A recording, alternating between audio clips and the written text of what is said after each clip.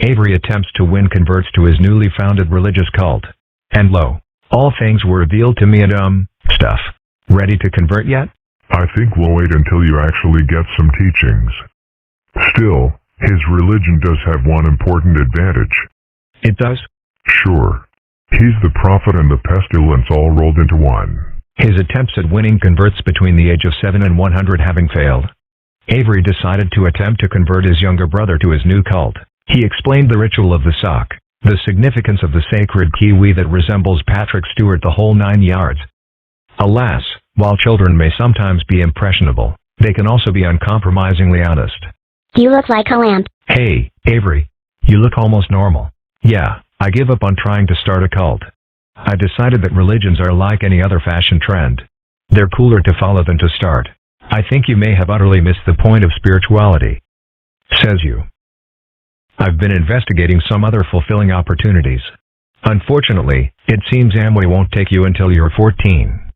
Well, we all need something to dream about. Here at Smell Amico Oil, we don't just make cars go. We make the world better in all sorts of ways. Look at this sunset. Without smog, that wouldn't be possible. And these beautiful rainbow sparkles on the water. They're brought to you by the oil industry. Sometimes it seems like grown-ups are trying to tell me that being good is no substitute for being bad with style. And daughters like oil. We asked. You're eating candy you dropped on the ground? Hey, you know what they say. God made dirt. Dirt won't hurt. I wonder if he knows arsenic is also completely natural. I think you should avoid telling him that. What does that sticker say, Avery? It says support U.S. families, buy American only. What does that mean? Well, when you buy stuff that's made in America, all the money goes straight to starving people. But if you buy stuff that's made in other countries, they cackle evilly and set fire to the money. Gosh, how'd you get so smart? You can learn a lot from bumper stickers, Tim. You lost the volleyball game for us in PE class today, you little snot. I ought to deck you. But my dad taught me never to hit girls. See? Sometimes being a stupid sexist jerk works against you. I'll continue to be awful at sports and lose games, and because of your misogynistic approach to violence, there's nothing you can do. Actually, for a Neanderthal, he's remarkably creative when it comes to forms of abuse that don't involve hitting. You're not going to do anything about the fact that Jeremy's beating me up? I'm afraid we can't, Millicent. Getting picked on is part of growing up. Jeremy's just being a red-blooded, rambunctious young boy. So sue him.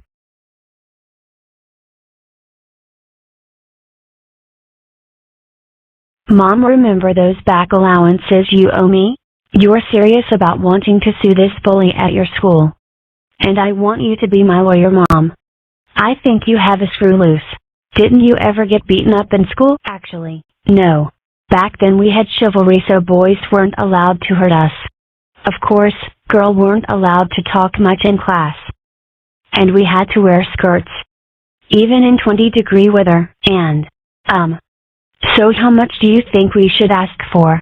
Maybe we could just make him wear a skirt. So Mom agreed to represent me in court when I sued Jeremy for beating me up. I don't know, Millie. We live in a litigation-happy society. People can break into houses, then sue the homeowners for their injuries and win. Do you really want to add to that? Ozzy, remember that time last year when Jeremy dressed you up as Baby Spice and hung you from a goalpost, and the gym teacher just said it was a normal part of learning to be a man? So, are you going for the death penalty? Mom said we can't, but I'm holding out for the stocks. Good evening. Reporting for Cred News. I'm Barbara Walrus. I'm here at the county courthouse, where today a local young girl is suing a school jock for pain, anguish, and acting like an egotistical boogerhead. Local schools, wary of further attacks by misfit students such as young Millie Mudd, quickly took decisive action to get at the problem's root cause. And from now on, we'll punish any troublemaker caught carrying a black legal briefcase. Well, this is it, Millie, our big day in court. I've seen you at work before, but this is way different.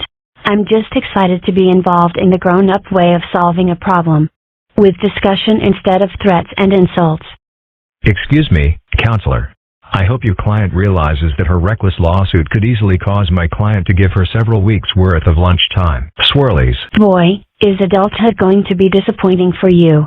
Counselor, we can do this my way. Or the big dumb stupid head way. Do you swear to tell the truth? The whole truth, and nothing but the truth. So help you God, Millicent? Okay. I confess. I accidentally set fire to the curtains. And then I panicked and buried them in the backyard. You'll have to excuse my client. She's new at this. Well, right about now. Millie's out having her day in court. Ah, yes, that's right. I do hope everything goes well for her. The schoolyard can be cruel and arbitrary. The fact that Millicent chose to entrust her case to the dignity of the court shows remarkable maturity and wisdom on her part. Miss Mudd, drenching the opposing attorney with a squirt gun during cross-examination is not good courtroom form. Young Mr. Studley, do you admit to needlessly tormenting my client on the playground? Sure I do. And one other thing. You better find in my favor, or I'll beat you all up after the suit. I'm afraid court doesn't work like school, kiddo. Really? Well, that would explain why none of the jurors would give me their lunch money. Mr. Studley, you are the defendant's father? Yup, and proud, too. When my kid beats up other kids, he's teaching them a thing or two about the American competitive spirit. It's preparation for the real world. Can you think of any situations in the real world in which my client might have to endure being stuffed into her locker by someone twice her size, with no recourse whatsoever? The plaintiff rests her case. Wait. What if she becomes a sumo wrestler? Congratulations on winning your suit. Thanks. Did you get any actual assurance that Jeremy won't pick on you anymore?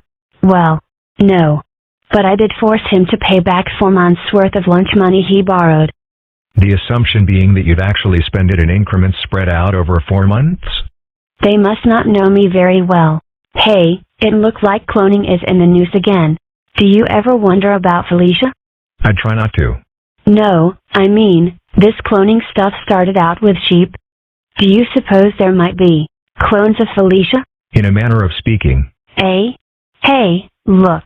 Trendy Juvenile magazine says that Dawson's Creek is now the coolest show on TV.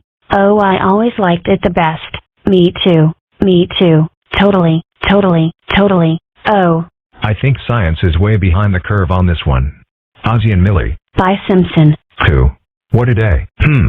On second thought, I don't think I'll have what he's having. You look prepared for the 4th of July. You bet.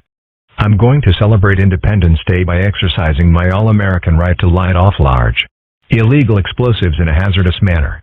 I've always kind of suspected this is Charlton Heston's favorite holiday. Wow. What? Well, planets rotate around the sun much as electrons rotate around the nucleus of an atom. Since all matter is made of atoms, whole worlds could exist within, say a bowl of cereal. Very intriguing.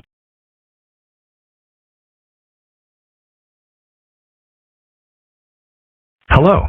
Stefan here.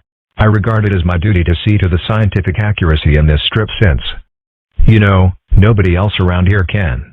In yesterday's strip, it was suggested that electrons orbit a nucleus in a way similar to how planets orbit the sun. In fact, planets orbit in ellipses, while electrons orbit in clouds. This correction is for the education of readers, who we have an obligation to. To whom we have an obligation. What? Thus, the revenge of the language-oriented. I don't know what you're reading, but it's probably mainstream. Excuse me? I've decided I want to be underground. I read on the internet that it's cool to be suspicious of mainstream corporate culture and embrace street culture. Image is nothing, man. I'm keeping it real. So I had my mom buy me the latest name brand street clothes at the mall. So you're keeping it real what? See, from what I've seen, being cutting edge is all a matter of attitude. You rebel against the system by being dismissive of everything anybody says, and being in people's faces as much as possible. You don't suppose the fact that you got that attitude from MTV and ad campaigns damages its credibility as an anti-establishment philosophy? Ahem, yeah right, stupid head. You're going to be one of the few people who's actually more tolerable as a teenager, aren't you?